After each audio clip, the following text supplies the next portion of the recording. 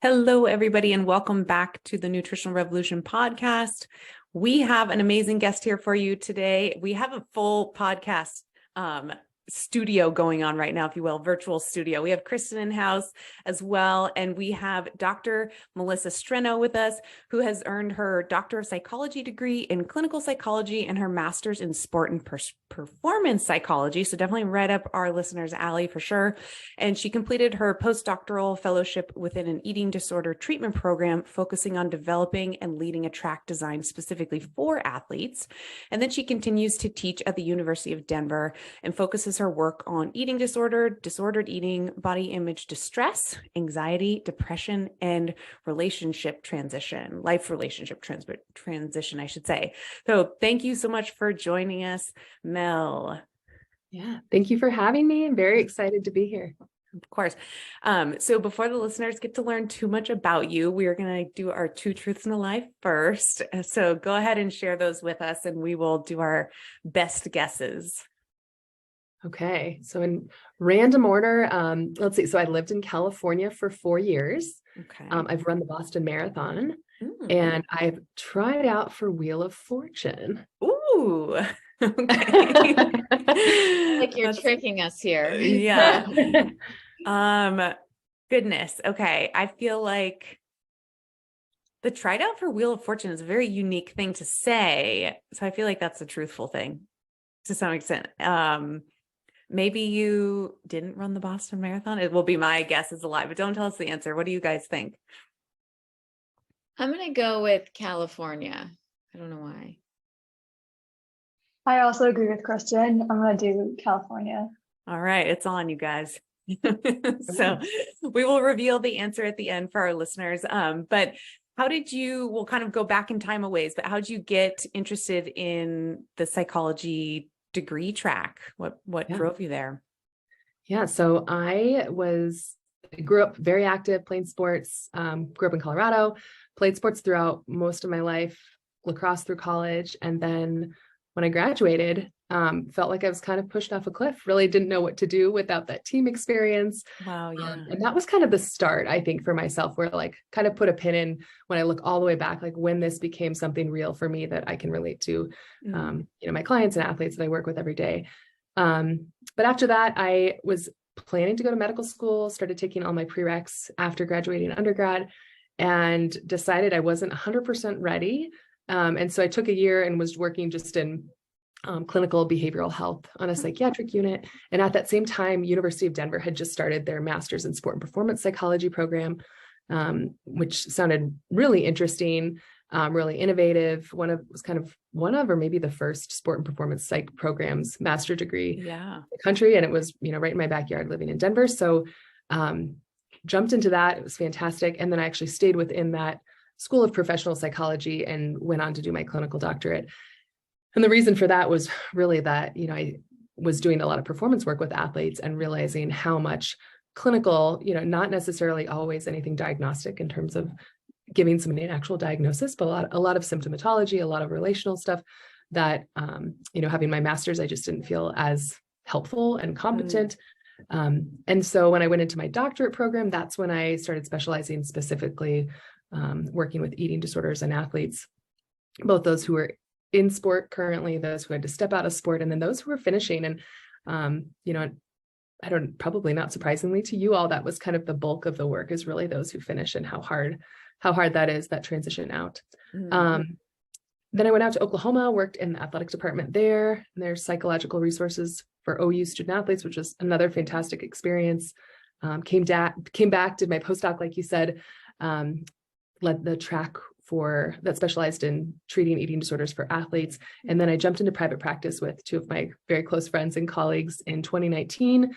And we opened our office 2 weeks before the pandemic hit. And so this is still like very new, even though we're in 2023, and have been virtual, which honestly, it wasn't terrible during the pandemic, just because I work with a lot of athletes who don't live in Colorado. So a lot of my work are already virtual, or I was traveling. So since then I've been in private practice. I would say majority, probably 75% of my work is 75 to 80% is clinical, and then 25 about is performance work. And then there's the majority is a mix of both. And I work with individuals and teams all the way from growing up middle school, high school, all the way through helping one of the Olympic teams get ready for Paris right now. So Wow, all that's levels, awesome. all sports. Yeah.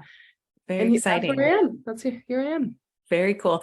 Out of curiosity, when the pandemic happened and a lot of these like students, high school, middle school and stuff like that were forced to kind of work from school from home.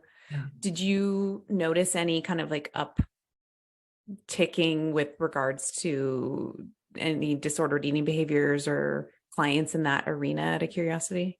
Yes, absolutely. And I think a lot of my colleagues who work in similar fields, dietitians as well, that I work with on teams out here, we all noticed a huge uptick. And I think a big part of that is that eating disorders really thrive on secrecy and isolation and even disordered behaviors. And when, myself included, it felt like the world turned upside down. We lost control of everything. And there was so much unknown that for a lot of people, control of exercise and food and body image and all the other, components, that relate to that became something that just felt so grounding. And so we've seen a huge uptick and right now a huge fallout as people are transitioning back to what, it's not what life was like before, but this new norm.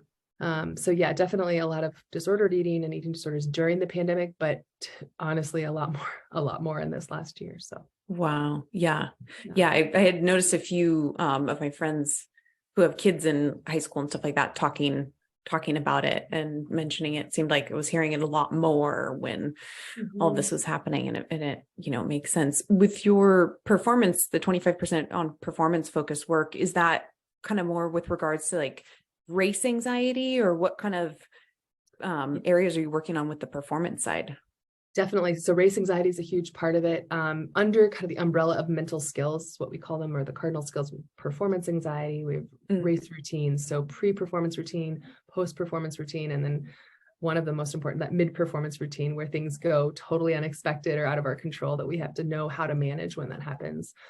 We do a lot of work on concentration, focus, goal setting. If I'm with a team, we're doing team building type stuff.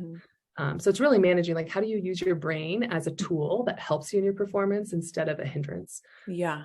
Amazing. That's a whole area I'm sure listeners would love to dive into as well. I know we definitely wanted to hit on the kind of disordered eating focus a bit today for sure. I think with our field, with primarily endurance athletes, we do, and Kristen mentioned this before we hit record, is like we do get a lot of clients that come to us where, whether it's intentional or unintentional, but when we do kind of a nutrient analysis assessment, we potentially find out that there's some significant underfueling going on, or there's, they're coming to us with, regular fractures occurring and stuff like that, or loss of menstrual cycle. And it's clear that there's something going on, or a mismatch between nutrition and energy output, or, those kind of factors. Kind of with that world, the athlete world, are there kind of things you see that maybe our listeners could hone in on in terms of, are there certain, whether it's thoughts or behaviors that someone maybe should be aware of that could be leading to, or kind of like indicative of maybe some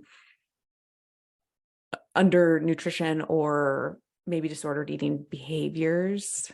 Yeah, definitely.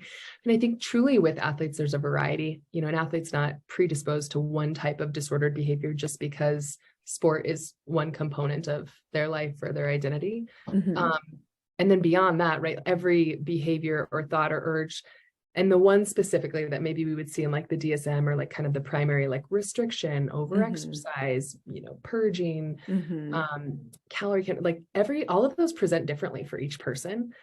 So I always tell athletes to like think about, they're the expert on themselves, so if they have this hunch or this instinct that like something just doesn't feel right, or like maybe I shouldn't be doing this, or maybe it's not helpful, but it's really hard to move away from, or somebody told me today that I had to take a break, or I had to rest my body and I couldn't do that. That feels like a red flag.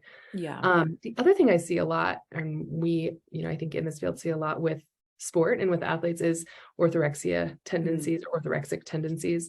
And that's essentially just very clean, rigid, really wanting to know and dissect and be in control of like what's going into one's body, and having kind of beliefs around what's the, and I'm putting in air quotes, healthiest, cleanest, best for one's body. And that usually starts to narrow what one allows themselves to have, which then restricts their amount of fuel, the nourishment that their body needs, not just for sport, but just to live a normal life, to sleep well, to think well, to remember things, to help hold a conversation, to be present with friends, family, that kind of thing. So in terms of like specific symptomatology, like you mentioned a couple of the huge ones, amenorrhea, low energy, that kind of thing. I think I usually try to, when I'm asking athletes in an intake about some of the things that they're experiencing, I usually try to separate the emotional ones and then the physical ones. Emotional, we'll start to notice maybe somebody's feeling a little bit more isolated, their mood is shifting. One of the biggest symptoms I see is just a feeling of overwhelm. Like it's so hard to think and process and problem solve when your body's not getting what it needs, or it's expending way more energy than what it's intaking. So exercising more than what they're eating. A lack of energy, like I said, a real dysmorphic view of their self. So dysmorphic, like totally distorted, irrational, despite what anybody tells them, they believe themselves. And truly it is a visceral experience. They feel a certain way in their body. That's actually not true, but that's their real experience. So emotionally, those are some of the things that we might see. In terms of physical, like you said, much more prone to injury in this specific, when I think about endurance sports and I think about running and cycling and all of those, the biggest red flag that comes to me is when someone comes in and says they just have a history of multiple stress fractures and they can't figure out why. So as you guys know and see often, I'm sure that's one of the biggest kind of warning signs for me. When it's harder to recover. So we might have a general expected recovery time, or maybe their sports med team or their physician or PCP or ortho is telling them, you should be better in 6 to 8 weeks or post-surgery, 4 months. And that's just not happening. Like little things keep coming up. That could be telling us like your body doesn't have enough fuel to heal. It's not strong enough to heal by what you're giving it to eat. Performance decline. So one of the myths I think that we see is like, for instance, with running is that leaner is faster. And it's hard because there is a point that's very realistic where I do see a lot of athletes have a PR or they feel really good, or they say, I've never felt this great and my weight is really low, or but, and there's a huge but, they always hit a wall. They always bonk. They always crash. It is not sustainable. And so it truly is a myth that it's not sustainable to continue that. And unfortunately, I've seen athletes, have that real big, like hitting a wall in an NCAA final or at an Olympic trial, or, a qualifier of some sort, and you can't predict when that happens. So a lot of times I think that's a big sign, is when that performance just declines and there's no other very obvious reason besides something physiological or physical in terms of what they're intaking, which then tells us that there's probably some sort of disorder going on, some sort of body image issue, or maybe a full-blown eating disorder diagnosis. And then in conjunction with medical, I'm always working with their physicians or PCP, sports med, like I said. And so we're looking at their menstrual cycle history and regularity. We're looking at specific lab values, even like hair, nail health, their level of exhaustion, fatigue, that kind of stuff too. So that's awesome. I feel like I could probably keep going on and on about, but those are the ones that kind of stand out to me. Yeah, that's great. Yeah. Kind of with regards to the mental side of things, and I've heard things in my kind of like world, but I'd love to hear from you. Are there certain things maybe with regards to upbringing experience or certain life experiences or exposure to certain things that could be, or we see maybe be a more common in someone's past history that then translates into a higher potentially likelihood of maybe more of the emotional behaviors around food or exercise, thoughts about their body? Is there any kind of like common history, things that you have seen in patients past that seem to come up often? Yeah. I mean, we look at it from different lenses, right? So we have the biological, psychological, the social lens. And biologically, when we think about DNA and genetics, I say unfortunately, but I say fortunately too, because if we can see this as a preventative measure, if there's a family history, or if there's a parent who has struggled with an eating disorder, for anorexia specifically, I think this is accurate. It's something around 12 times higher one is predisposed to developing an eating disorder or developing anorexia themselves. Now, I say that it does not mean that because you had a parent or a family member, you absolutely will develop that. It's that you're more prone to it, or there could be something genetic related. We think about temperament, personality, that kind of thing as well. Then definitely, like you said, with the environmental kind of social experiences growing up, whether there was bullying, whether there was trauma, whether there was just a focus on body image and comments from coaches, from parents, from other family members, from siblings, friends. I mean, and social media, right? Like I have a 4-year-old who I heard a comment on a 4-year-old appropriate show the other day that just totally surprised me. And I turned the show off because it was about, they used the word, they were describing some other body as being too skinny or not skinny enough or something like that. I heard it from a distance room. So those kinds of things, I think, that start at such a young age tell us why we have kids who are starting to diet or starting to be aware of their weight all the way as young as like 6 years old. So there's a lot in their history, that definitely can predispose or just up the chances, of that focus on body image becoming more prominent, more significant. And then if there's one comment, like I said, or one experience that kind of like is that tipping point down a really destructive way. Sport also, a history of being an athlete is fantastic. And I'm all for that. I thought it was crucial and so beneficial for my own life. And at the same time, there are definitely things that we have to be cautious as caregivers or coaches or PTs, dietitians, psychologists, medical, whatever that might be, because it absolutely can be a risk factor. It's a unique environment. There's a focus on body image. There are ideal body images for specific sports, for specific positions, for distances. And those can also be kind of precursors or triggers to disorder eating or just that increased focus on body image. Wow. Yeah. I mean, all of that makes sense. And the genetic component too, I mean, it got me thinking, it's like if you have a parent potentially, and that parent is around you when you're growing up too, that's had a history, there might be comments that are said, or you notice that parent making comments about their body that they're not happy with. And, you're observing traits like that potentially growing up, which probably is not a good influence on the growing brain. I don't want parents to be alarmed though, if you're sitting here thinking, because I myself have made comments even as a parent that I'm like, oh my gosh, why did I say that? Right. So it's not like these aren't, you can't take back the comment. Yes. But is this absolutely going to mess up your child or partner or whoever's around and hurt it? Absolutely not. Right. There's time. It's just an awareness for it. And I think that's the best we can do right now. And absolutely really helpful. Yeah. Yeah. I'd love to talk a little bit about, like food fear. I mean, you mentioned orthorexia, and I think I'm sure Kristen's experienced this as well, as having clients come to us with, whether it's in relation to or a result of underfueling, and now all of a sudden they're having a bunch of digestive issues, and then they kind of start to eliminate whether it's food groups or a lot of foods, or have this fear of foods that contain sugar or, gluten or dairy or, those kind of things. Can you kind of explain maybe a little bit of, or if you have any case study examples that you or would like to share, but like what that food fear could look like maybe for an athlete, and how potentially it could progress, and maybe what would be some tools or conversations you might have to help move them towards a more food freedom kind of, I guess, thought process. Totally. Yeah. There's a lot of layers to that. And you named, some of the ones that I hear the most common in terms of like eliminating sugars or specific food groups or gluten. I think, we've seen kind of these like fad diets, like wave through different generations. And I think some kind of stick around longer than others. But I think in terms of like specific foods that one thinks their body's not going to be okay with, that happens all the time. And I'm sure, as you guys hear all the time too, they'll come in and give you a history of like why they can't have something. And it's very resolute, right? Like even to the point of like, I know I'm allergic to this, right? Or, I haven't been tested, but I know.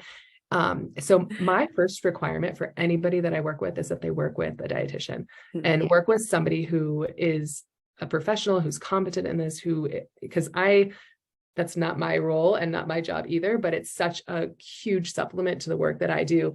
And I really value that team approach. So that's my first layer. Is I say you have to get set up with a dietitian to help you individualize a plan that's best for you, and for you guys to talk through what some of these food fears are, because oftentimes it's not just that their stomach does hurt. I do believe that. I think there's bloating and there's, real strong discomfort when a body hasn't had something for a while, of course, right? And it's going to take a little bit of time to get used to that.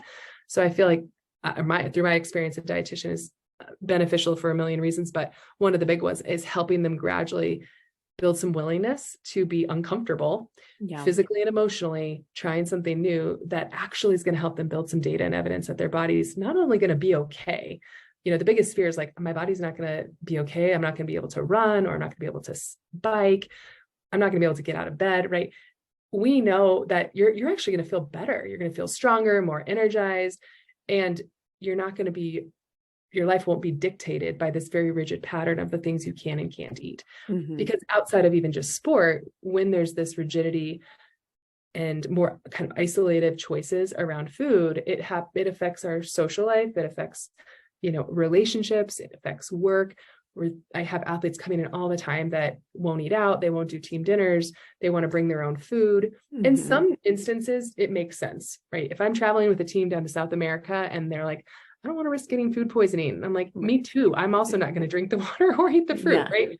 But that's a very different function than this is what I know is going into my body. And it's, only a couple of foods that we know is actually not getting them the nutrients they need, the minerals, and most importantly, like the actual nutrition, the dense like substance that they need to perform their sport at the bare minimum, to train and to compete. Yeah. So it's, in the most simplistic form, it's working with a dietitian to individualize a plan. And then my role I see as really trying to be that container of support and psychologically to help them trust and work through some of these food fears, really unpack like what's underneath that, which can be a million different things. And then really supporting them and kind of cheerleading them on as they try these things, and having them have that aha moment of like, oh, maybe this wasn't actually that bad, or maybe I actually feel better, or I cured, or I have, my energy is great, or I feel a lot stronger. And that's how we gradually, it's never like a flooding experience of trying something, but very gradually trying to remove some of those food fears. And at least I always say, let's at least try this hat on. You can always go back to a disordered eating pattern. You can always go back to your eating disorder. I always, of course, don't want them to do that, but I cannot be the one to take away the eating disorder. That person has to be the one to make the decision that this is not a way of life that's congruent with their values. So I always, so it doesn't feel so black and white, like, I guess I'm just going to jump off this cliff, right? And I hope it works. It's like, no, this is here. Like, if you want to come back to it, you can. I don't think you're going to like it compared to what you're actually going to experience once you take this leap. And once you trust the team that you're with, that they're not going to tell you to do anything that they don't know for certain is going to be okay in your body. Yeah. So, well, it's a hard process, but I think really rewarding. And, I think that, like I said, kind of that aha light bulb moment is the coolest part of this work, is because they're doing it. That's their choice, to actually take that risk. Yeah. Yeah. I'm thinking of like a client I've worked with in the past where it was a similar situation. There was definitely some underfueling going on, a lot of GI irritation from the foods she was eating. So she was highly trying to modify diet, and ended up getting an allergy test done, skin prick allergy test, and she did not have any allergies.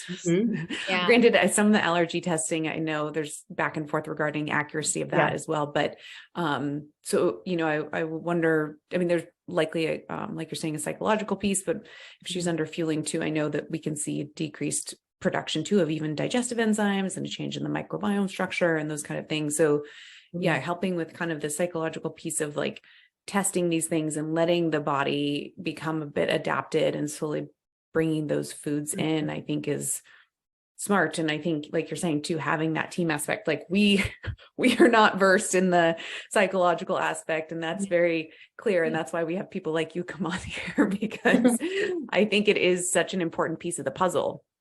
Because, the thought process around nutrition and what a lot of people put in their body, it's more than just, hey, here's what you need. There's a big emotional component to that. Where they're getting that information, right? You can Google anything these days, and I'm always reminding them, like, go to the people that you trust that actually know this stuff. This is their bread and butter. Like, it's Yeah. right in front of your eyes.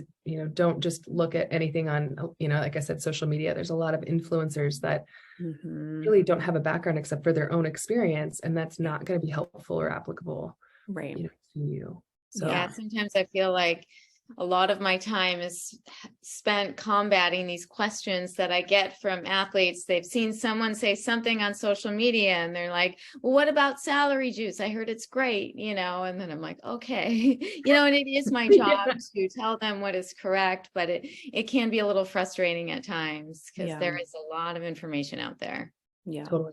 definitely. I think too, that one of the hardest things, it's reminding me with your example is that I can think of a client this week, right, where they've tried a couple of these foods that feel really scary, that we as the team are saying, we know your body's going to be okay. This is what you need more fuel. If you want to keep living a life, this is what you have to do.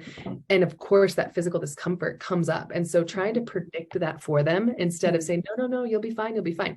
Eventually you're going to be okay. But I always try to kind of beat them to the punch of like, these 2 weeks are going to be really awful. Like you're going to have all these possible GI symptoms. And this is why, and have them talk with their dietitian about why is this happening?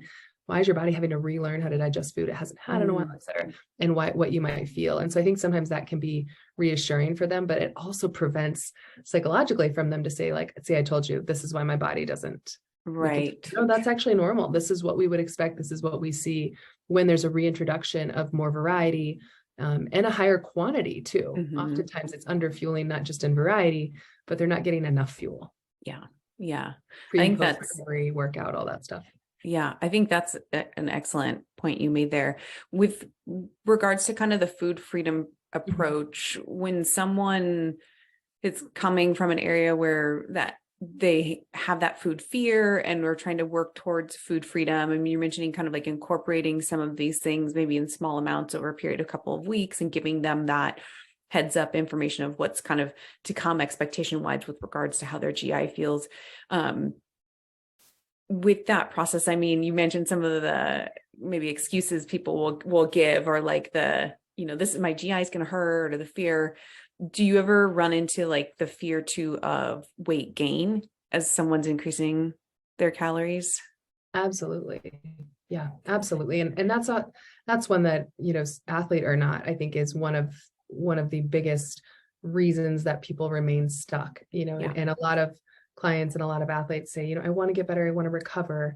And the one piece I always think about, like holding a bunch of balloons, like it's hard, but they're willing to let go all of them. And there's usually that one that they're holding on to that is this fear of weight gain or this body image component. And that's usually the last piece that I see go in terms of being able to accept that maybe my body is going to change to get my period back, and maybe my natural set point is going to be different than where I've lived for a really long time. And it's going to feel different, or my clothes are going to fit different, or I'm going to look different or feel different in my body.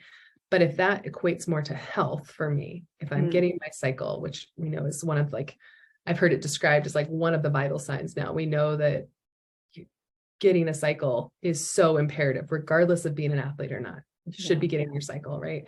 And if you're not, then there's something going on. So I think helping them, remember that piece as well, and really on my part, really helping them unpack what the fear is underneath being in a body that maybe they see as being in a larger body or a bigger body, and what that means about them. So oftentimes it's a lot of relational components, a lot of values work, a lot of fears of like what their life's going to be like in a different body. And then specifically with sport, I hear all the time, I'm not going to be able to run as fast. I'm not going to be able to do what I know is my routine that I've been in, for so long. And so helping them recognize that, again, let's try this on, because weight gain is not just what they're fearing, their body to just look a particular way, but in order to build muscle, you have to have fuel in your body. So if you want to get stronger and not burn energy through your muscles and eventually, unfortunately, through organs, you have to be eating enough, right? Otherwise, yes, your performance is going to decline. Yeah. But it is very sensitive and really hard. It's the hardest part of this work, I believe. Yeah. I think that's like a big piece of the puzzle. Absolutely.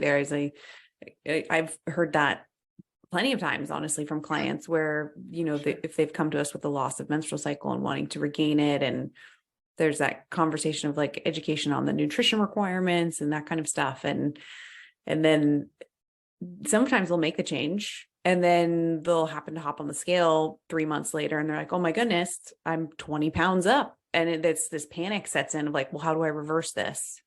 And yeah, I think having someone like yourself, like you're saying, to like work through those fears of why they're fearful of that change, I think is a really important piece of the puzzle, and not stuff that we learned in our toolkit or in our grad school or undergrad, right?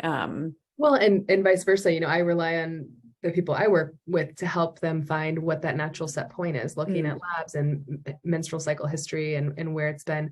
And then also like we work a lot on figuring out how do we take that power and control away from those numbers? Like, what is it about this number on the scale that I'm sure, I have a lot of people who have like one particular number that being up or down of that, or this huge fear of getting over a certain point that oftentimes does stem back to something from earlier in their life or some experience, but has this very negative meaning and negative kind of identity marker for themselves in terms of what that number is. So really working to take that power and control away from those numbers, whether it's the scale, whether it's on the clothing size, calorie counting, numbers play a huge role, often very negatively in this work.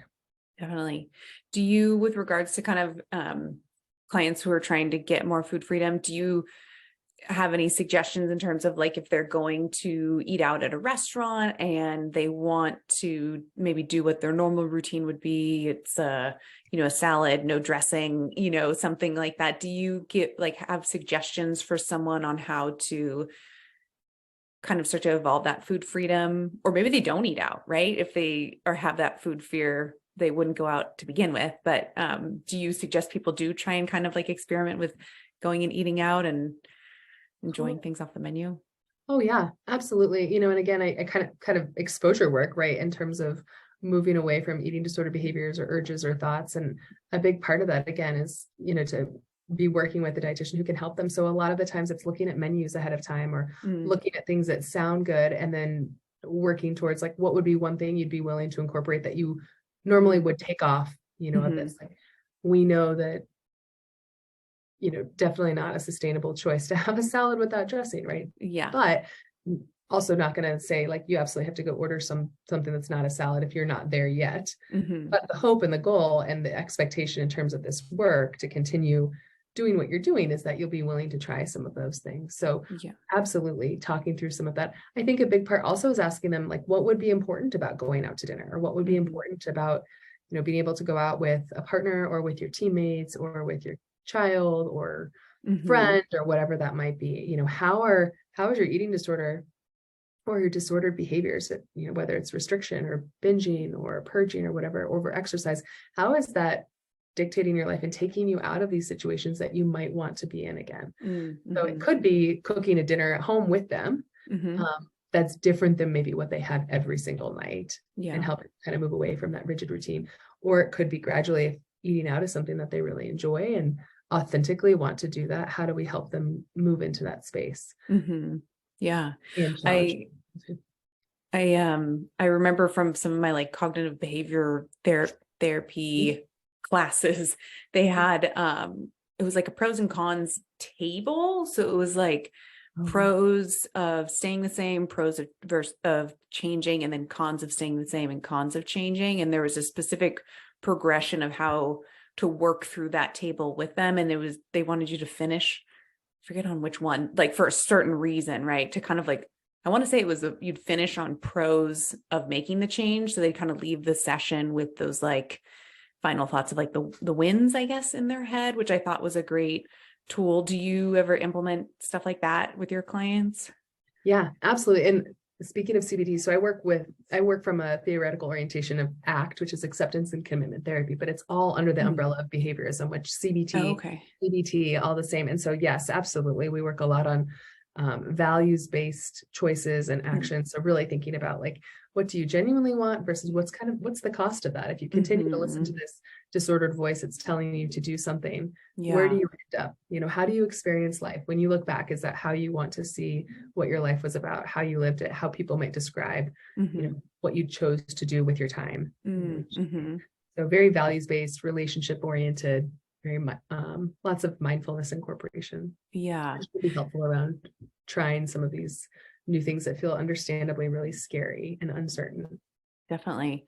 Do you have them like when they're not in a session with you? Are there tools, say they're home and they maybe are starting to have anxious thoughts because they had a really big post-workout meal, and now maybe it's a person who wants to purge or something like that. Do you have tools or kind of like mental practices for someone like that to implement, if those thoughts are kind of like really coming up? Yeah.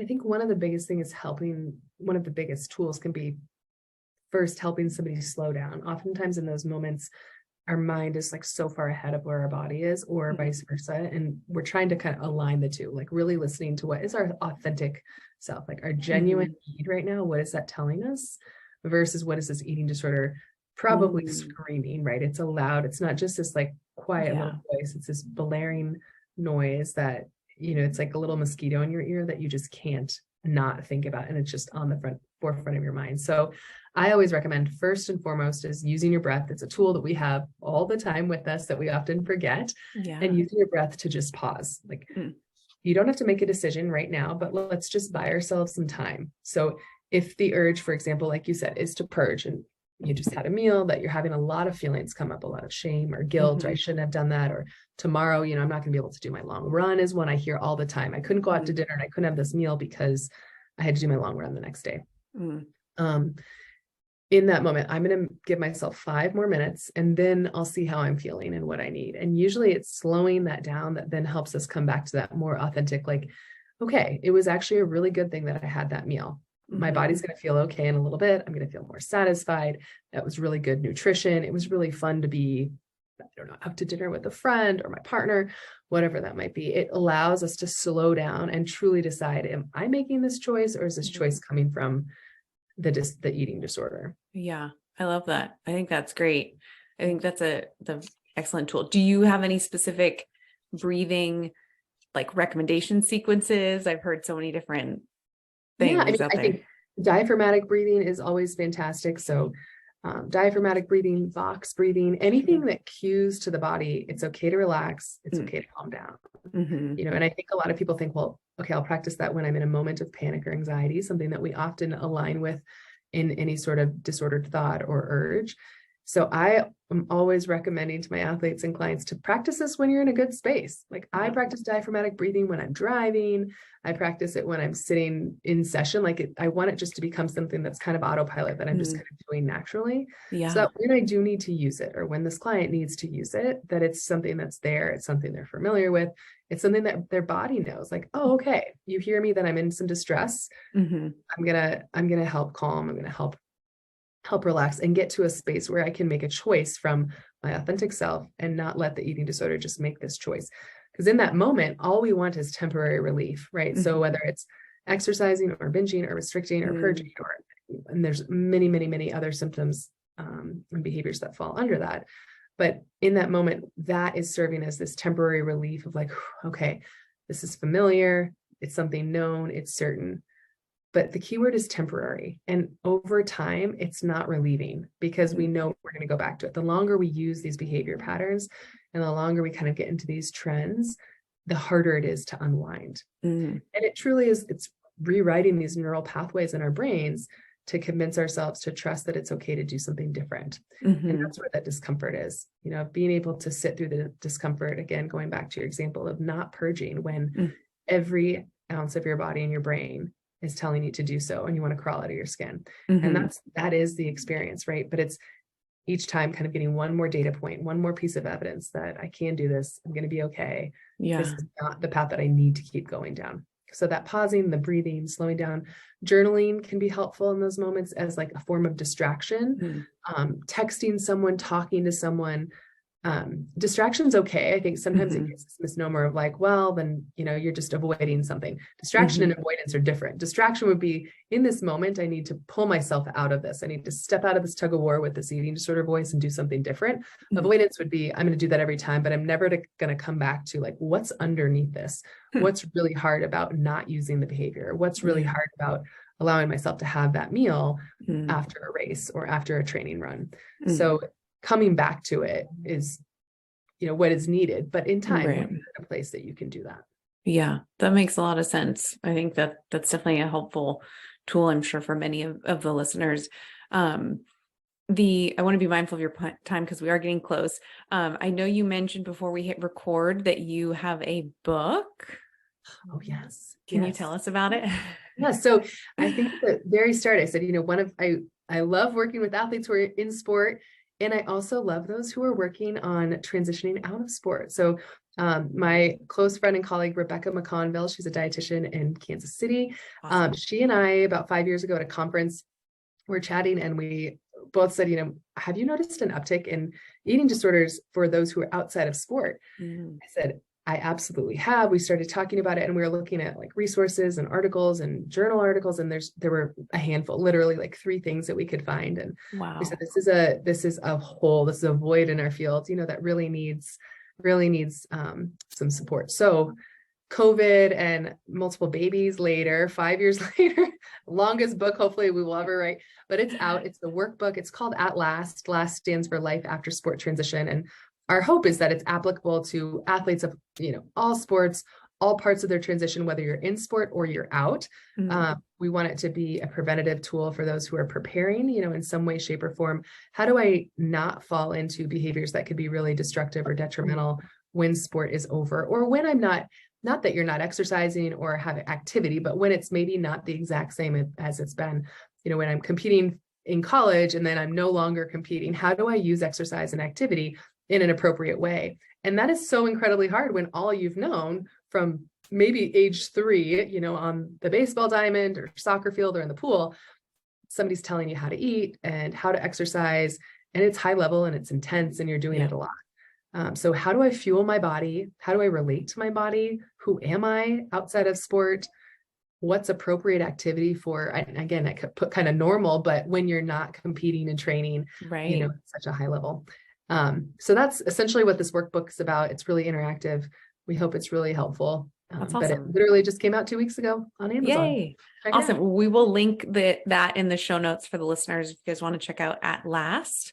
Sounds like an excellent resource. And I have heard the conversation come up too with regards to the kind of like depression symptoms that set in after athletes finish the Olympics.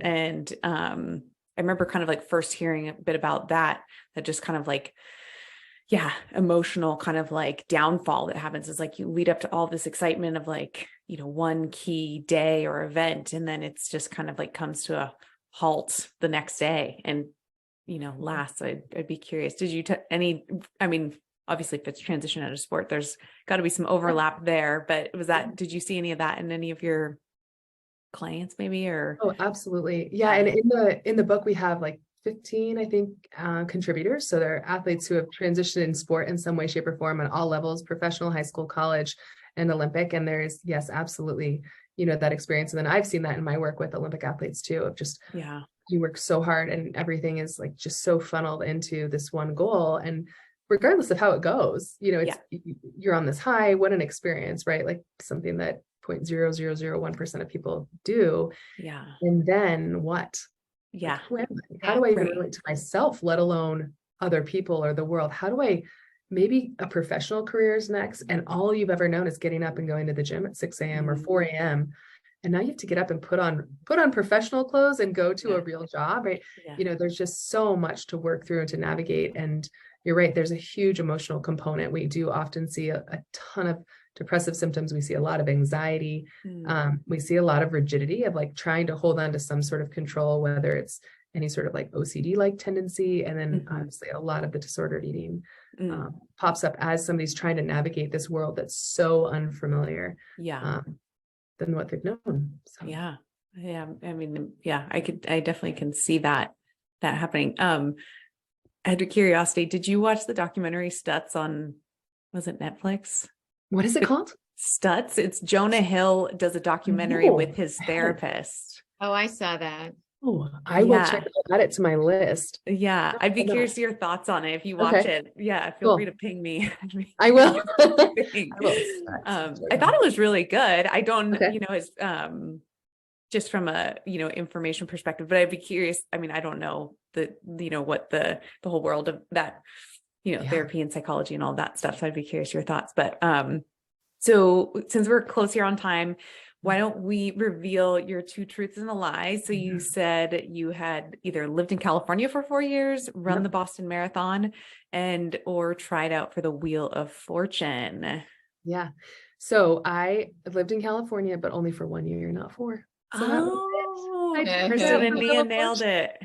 I did not make the show, obviously, Yeah. but it was an experience. I used to love it. I watched it all the Yeah. time. And so it came to Aw. Denver one time and I was like, Cool. okay, I'm just going to do it. Before I can get nervous about it, I'm just going to go. And I'm just going to go. I'm not going to tell anyone. I didn't tell anyone for years. Yeah. So you tried out, were you actually on it? No, I didn't actually okay. get on it. I didn't get to think spin I the filled out some wheel. application. Then they called me in once it came to Denver and I did like Wow. a in person. Cool. That's exciting. Yeah. That's exciting. And so let's see, where can our listeners find you? Obviously we'll link the book, but if people want to work with you or any of that stuff.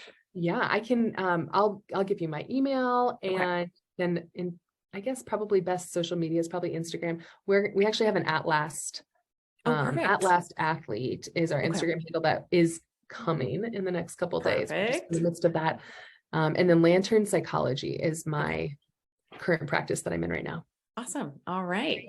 Well, we will link those all below. And thank you again so much for joining us. This is fantastic information. We definitely appreciate your knowledge here. Oh, absolutely. Thanks for having me and doing this podcast. I mean, we can't have enough of this too. So I appreciate it. Awesome. Thank you.